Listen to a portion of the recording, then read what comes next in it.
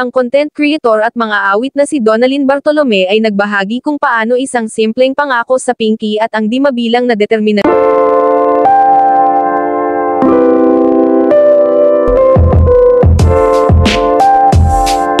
Ang content creator at mga awit na si Donalyn Bartolome ay nagbahagi kung paano isang simpleng pangako sa Pinky at ang di mabilang na determinasyon ni JM De Guzman ay nagtagumpay sa puso niya, kahit na siya ay may pag-aalinlangan sa konsepto ng forever. Nag-post si Donalyn ng kanilang mga larawan bilang Hercules at Megara, ang kilalang Greek couple, sa kanyang Instagram ng maaga isang Sabado ng umaga. Ipinamalas niya kung paano si JM ay gumawa ng pangako sa kanya noong Pebrero taong 2022 na magkakaroon sila ng isang collaboration. Ipinahayag niya ang kanyang pagkamangha dahil hindi niya inaasahan na may lalaki na magiging interesado na gumawa ng pangako sa Pinky kasama siya sa unang lugar. Sa pagbalik tanaw sa kanilang paglalakbay, ipinahayag ni Donalyn ang kanyang pagkagulat sa pag-unlad ng kanilang relasyon mula sa simpleng kaibiganan patungo sa isang mas malalim na ugnayan, na pinatibay ng serye ng pangakong nagpatibay sa kanilang pagkakaugnay.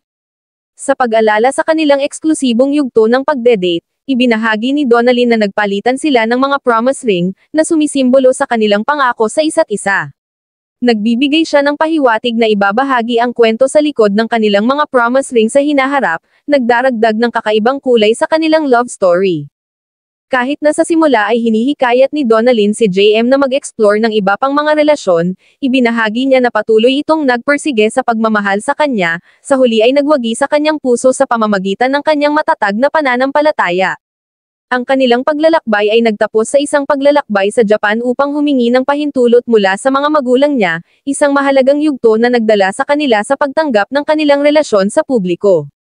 Sa isang nakatutuwang pag-amin, nagpahayag si Donalyn ng pasasalamat para sa kanilang natatanging koneksyon, binibigyang diin ang malalim na epekto ng paghahanap ng pag-ibig na lumalampas sa lahat ng iba. Ang kanilang kwento ay naglilingkod bilang patunay sa kapangyarihan ng pangako, pagtitiyaga, at mga di inaasahang kaganapan ng tadhana na nagdala sa kanila sa isa't isa.